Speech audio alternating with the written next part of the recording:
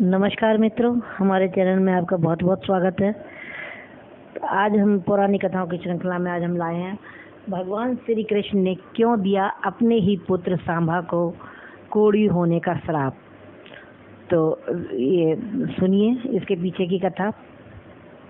इस कथा का संबंध पाकिस्तान के मुल्तान शहर में स्थित सूर्य मंदिर से भी जुड़ा हुआ है। भविष्य पुराण, स्कंद पुराण और वराह पुराण में इस बात का उल्लेख किया गया है कि श्री कृष्ण ने स्वयं अपने पुत्र सांबा को कोढ़ी होने का श्राप दिया था। इस श्राप से मुक्ति पाने के लिए सांबा ने सूर्य मंदिर का निर्माण करवाया था, जो कि पाकिस्तान के मुल्तान शहर में स्थित है। इस सूर्य मंदिर को आदित्य मंदिर के नाम से भी जाना जाता था। लेकिन श्री कृष्ण ने ऐसा क्यों किया, तो सुनिए। भगवान श्री कृष्ण की 8 मुख्य रानियां थीं, जिनमें से एक निषाद राज जामवंत की पुत्री जामवंती थी। जामवंत उन गिने चुने पात्रों में से हैं जो कि रामायण काल और महाभारत दोनों ही कालों में उपस्थित थे। ग्रंथों के अनुसार बहुमूल्य मणि हासिल करने के लिए भगवान श्री कृष्ण और जामवंत में 28 दिनों तक एक युद्ध चला था। युद्ध के दौरान जब जामवंत ने भगवान श्री कृष्ण के स्वरूप को पहचान लिया, तब उन्होंने मणि समेत अपनी पुत्री जामवंती का हाथ भी भगवान श्री कृष्ण को सौंप दिया। कृष्ण और जामवंती के पुत्र का नाम ही सांबा था। देखने में वह इतना सुंदर और आकर्षक था कि कृष्ण की कई छोटी रानियां उसके प्रति आकर्षित रहती थीं। एक दिन कृष्ण की एक रानी ने सांबा की पत्नी का रूप धारण कर सांबा को आलिंगन में भर लिया।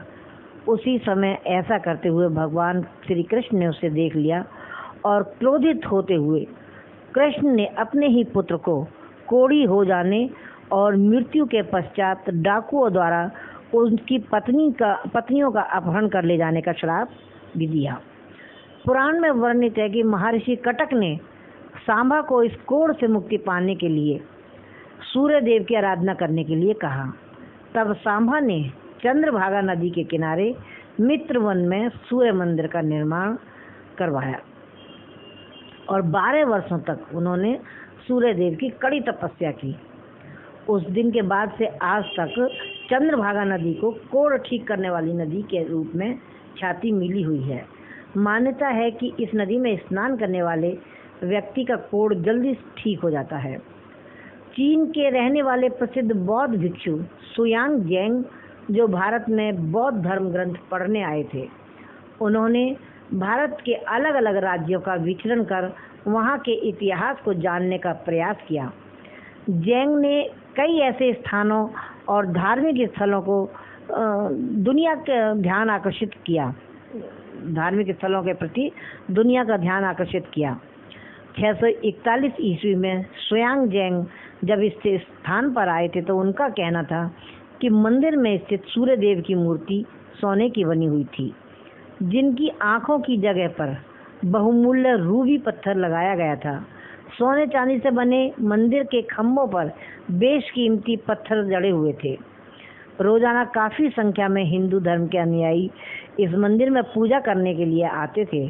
बौद्ध भिक्षु के अनुसार उन्होंने यहाँ देवदासियों को भी नृत्य करते हुए देखा था। सूर्य देव के अलावा भगवान शिव और भगवान बुद्ध की मूर्ति भी इस मंदिर में विराजित थी।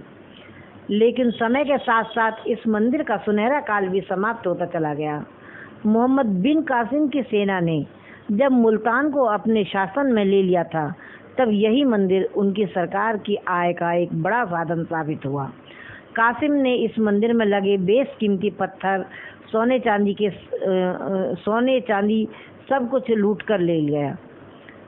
मोहम्मद बिन कासिम ने इस मंदिर के साथ एक मस्जिद का निर्माण करवाया, जो आज के दौर में मुल्तान का सबसे भीड़ भाड़ वाला इलाका है। इसके बाद कोई हिंदू राजा मुल्तान पर आक्रमण ना कर पाए, इसके लिए सूर्य मंदिर को एक हथियार के तौर पर इस्तेमाल किया गया। दरअसल जो भी हिंदू शासक मुल्तान की ओर आक्रमण करने के लिए बढ़ता था, कासिम उसे ये धमकी देता कि अगर वह मुल्तान पर आक्रमण करता है तो कासिम सूर्य मंदिर को तबाह कर देगा। 10वीं शताब्दी में जब अल बरूनी मुल्तान ने 10वीं शताब्दी में जब अल बरूनी मुल्तान दौरे पर गए तब उन्होंने इस मंदिर का पूरा ब्यौरा दिया था। उनके अनुसार 1026 ईस्वी में मोहम्मद गजनी ने इस मंदिर को पूरी तरह तोड़ डाला था। बरूनी के अनुसार 11वीं शताब्दी में कोई भी हिंदू अनुयायी इस मंदिर के दर्शन करने नहीं आ सका, क्योंकि तब तक गजनी ने इसे पूरी तरह तबाह कर दिया था और दोबारा कभी इस मंदिर को बनाने का प्रयास नहीं किया गया। तो पौराणिक कथाओं में आज के लिए इतना ही। आगे भी भविष्य में ऐसी कथाएं लेकर आती रहूँगी। नमस्कार, धन्यवाद।